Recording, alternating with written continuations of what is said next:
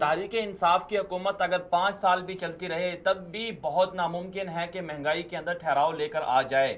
تب بھی ناممکن ہے کہ تحریک انصاف کی حکومت 5 سال کے اندر پاکستان کے اوپر جو 97 ارب کا قرضہ ہے وہ اتار دے.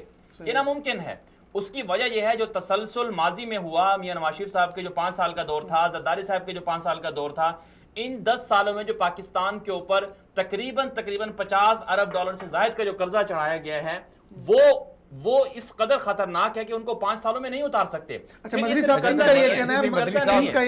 مدنی صاحب جو ہے نا پچھلے 10 سال کے دور تک جاتے ہیں. 2008 سے ہم کہہ رہے ہیں 2008 سے 2001 کے دور پہ بھی آئے نا. اس دور کا مدنی صاحب زیادہ دور کا جو ہے نا بات کریں، ہم یہ نہیں کہہ رہے کہ اس سے پہلے نہیں ہوا، اس سے پہلے بھی ہوا ہے، جنرل مشرف کے دور میں بھی ہوا ہے، لیکن اس حد تک نہیں تھی. آپ نے بھی خود وہ ریکارڈ دیکھ لیا ہوگا کہ اب مہنگائی جو ہے مہنگائی بڑھ رہی ہے. اچھا لیکن مدنی صاحب اسحاق ڈار صاحب کے دور میں ڈالر تو کنٹرول رہا، مصنوعی کنٹرول رہا نا.